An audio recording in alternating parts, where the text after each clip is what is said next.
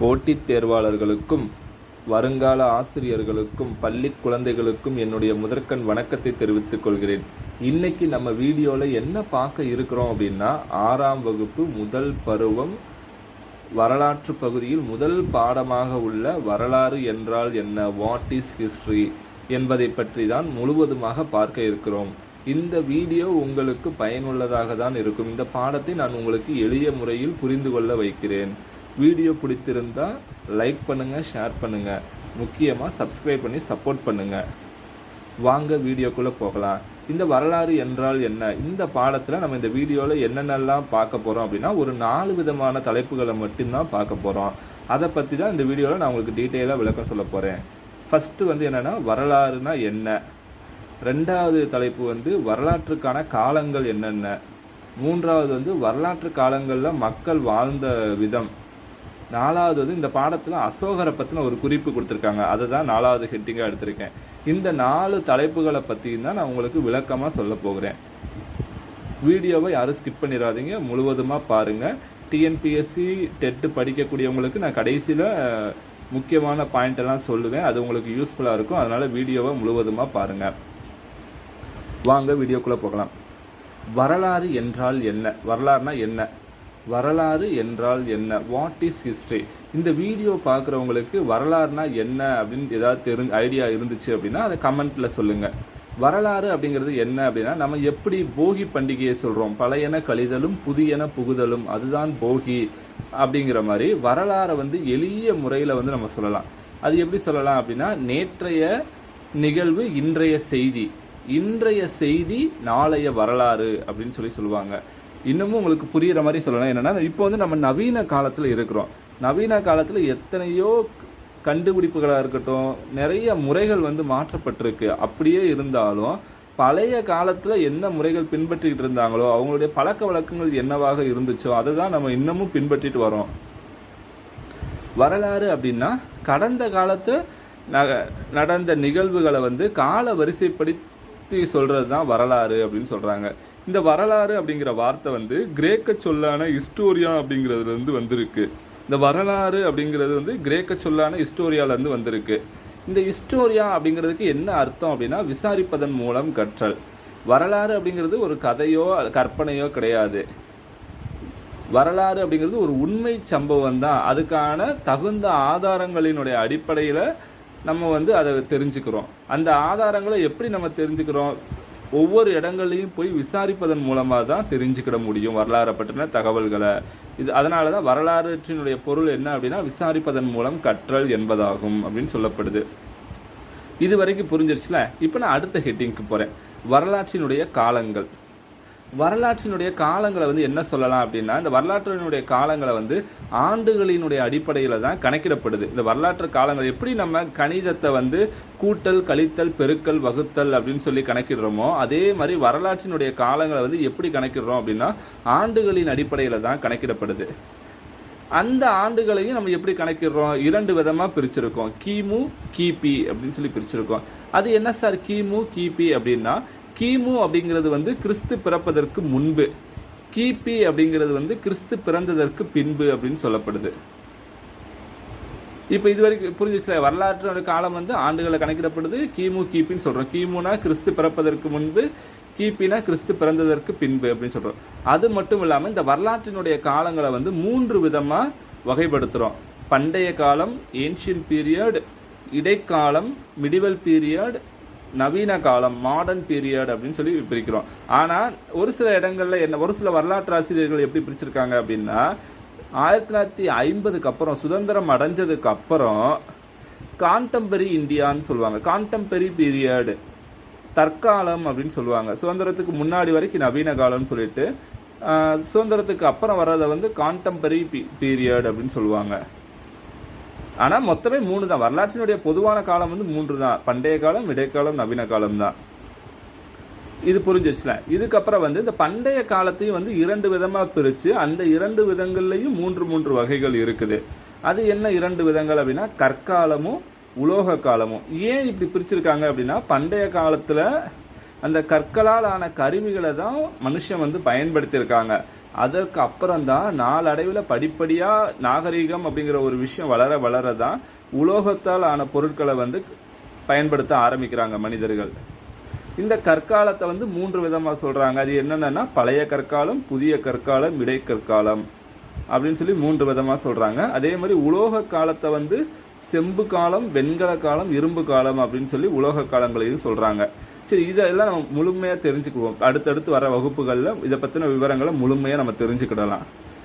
இப்போ 2வது தலைப்பு முடிஞ்சிருச்சு. அடுத்து 3வது தலைப்பு, வரலாற்று காலங்களில் மக்களின் வாழ்ந்த விதம், எப்படி வாழ்ந்திருக்காங்க. வரலாற்று காலங்களில் மக்கள் பெரும்பாலும் வந்து பண்டைய காலங்களில் மக்கள் எங்கே வாழ்ந்தாங்க அப்படின்னா மலைப்பாறைகள்லையும் குகைகளுக்குள்ளேயும் தான் மக்கள் வந்து வாழ்ந்துகிட்டு இருந்தாங்க. அப்படி வாழ்ந்துட்டு வரும்போது அந்த மக்களினுடைய முதன்மை தொழில் என்னவா இருந்துச்சு அப்படின்னா வேட்டையாடுறது தான் அவங்க.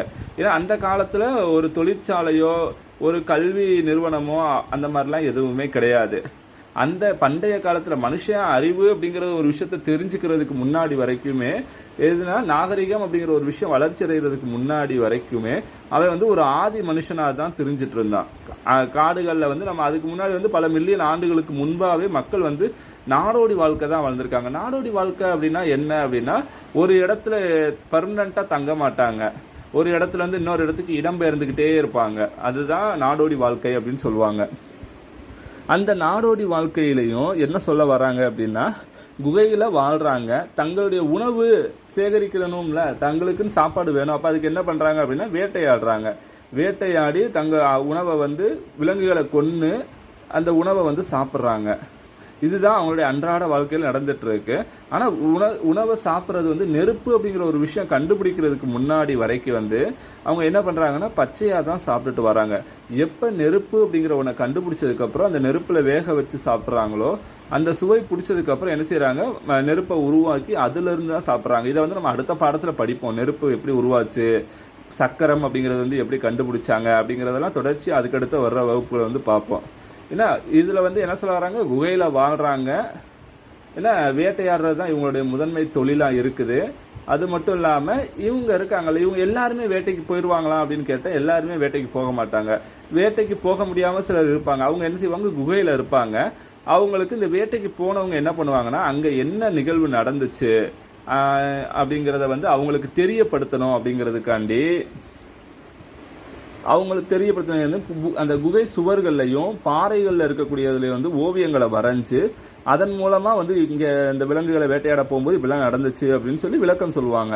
அதுதான் பாறை ஓவியங்கள்னு சொல்லி அழைக்கப்படுது. இதன் மூலமாக என்ன தெரிஞ்சுக்கலாம் அப்படின்னா, அந்த பண்டைய கால மக்கள் வாழ்ந்த வாழ்க்கை முறைகளையும் பற்றி வந்து முழுமையாக நம்ம தெரிஞ்சுக்கிட முடியும் இந்த பாறை ஓவியங்களின் மூலமாக. இவங்க இதே சமயத்தில் இது வந்து வரலாற்றுக்கு முந்தைய காலம், வரலாற்று தொடக்க காலம்னு 2 விதமாக சொல்லியிருப்பாங்க. வரலாற்று முந்தைய காலம் அப்படின்னா என்னென்னா, அந்த காலத்தில் முன்னாடி சொன்ன மாதிரி விலங்குகளை கொல்றதுக்கு கற்களால் ஆன கருவிகளை தான் பயன்படுத்திட்டு வந்தாங்க. அப்போ வந்து அந்த கற்கருவிகளை பயன்படுத்தின காலத்திலிருந்து இந்த எழுதும் முறைகளை கண்டுபிடிச்ச காலம் வரைக்கும் வந்து இடைப்பட்ட காலத்தை வந்து வரலாற்றுக்கு முந்தைய காலம் அப்படின்னு சொல்லுவாங்க. அதுக்கப்புறம் வரலாற்று தொடக்க காலம் அப்படின்னா என்ன அப்படின்னா, வரலாற்றுக்கும் இந்த வரலாற்றுக்கு முந்தைய காலத்துக்கும் இடைப்பட்ட காலம் இருக்கும்ல, அந்த காலங்களை வந்து வரலாற்று தொடக்க காலம் அப்படின்னு சொல்லுவாங்க. ஏன்னா இந்த காலத்தில் எழுதப்பட்ட பதிவுகள் இருக்கு. ஆனால் அந்த எழுதப்பட்ட பதிவுகளில் என்னென்னலாம் இருக்கு அப்படிங்கிறது வந்து இன்றைய வரைக்கும் நமக்கு இன்னும் புரியாம தான் இருக்கு. அந்த எழுத்து முறைகள் வந்து இன்னும் நமக்கு புரியாம தான் இருக்குது. அதுக்கப்புறம் வந்து என்ன பண்றாங்க அப்படின்னா, அந்த குகைக்குள்ள வந்து மனுஷங்க குகையில வாழ்றாங்கல்ல, அந்த குகைக்குள்ள எதிர்பாராத விதமா வந்து சில காட்டு விலங்குகள் நுழையிறதுக்கான வாய்ப்புகள் இருக்கு.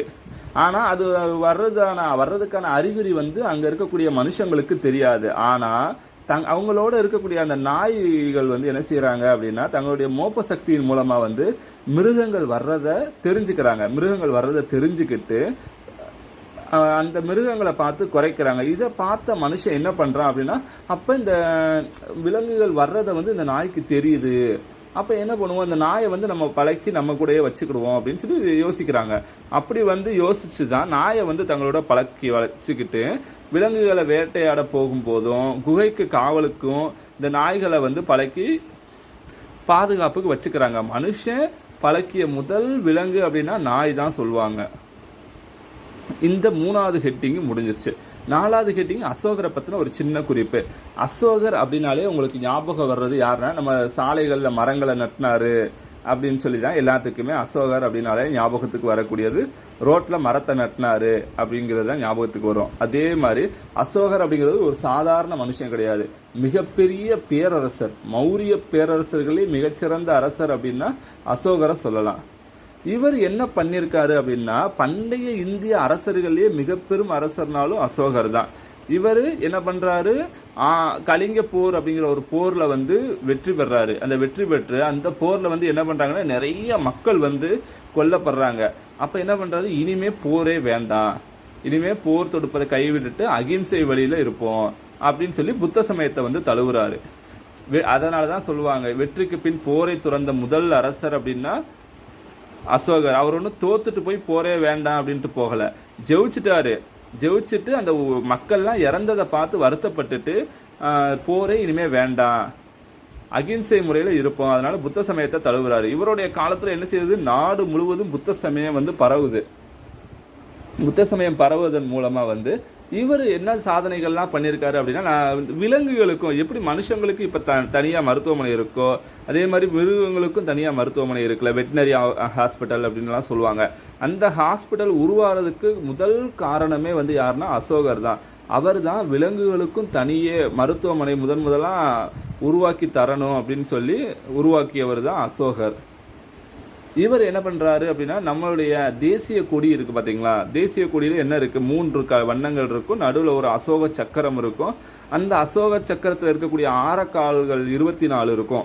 இது எல்லாம் உருவாக்குனது இவர் தான். இவருடைய அசோகருடைய பெருமையை விளக்கக்கூடியதா என்ன இருக்குது அப்படின்னா, சாஞ்சியில் இருக்கக்கூடிய அந்த ஸ்தூபியும் சாரநாத்தில் இருக்கக்கூடிய அந்த கல்தூணும் வந்து அசோகரினுடைய பெருமைகளை விளக்கக்கூடிய ஒன்றாக வந்து இருக்குது. இப்போ என்ன பண்ணுறாங்க, இந்த அசோகரை பற்றின அனைத்து வரலாற்று ஆவணங்களையும் ஒருத்தர் வந்து சேகரிக்கிறாரு. அவர் யார் அப்படின்னா சார்லஸ் ஆலன். இவர் யார், ஆங்கிலேய எழுத்தாளர். இவர் என்ன பண்ணுறாரு, இந்த சார்லஸ் ஆலன் வந்து என்ன செய்கிறார் அப்படின்னா, அசோகரை குறித்து இருக்கக்கூடிய அந்த அனைத்து வரலாற்று ஆவணங்களையும் சேகரித்து தொகுத்து நூலாக வந்து வெளியிடுறாரு. அந்த நூல் தான் the church for the India's last emperor அப்படின்னு சொல்லப்படக்கூடியது. இந்த நூலின் மூலமாக அசோகரை பற்றின முழு விவரமும் இதில் வந்து தெரிஞ்சுக்கிட முடியுது.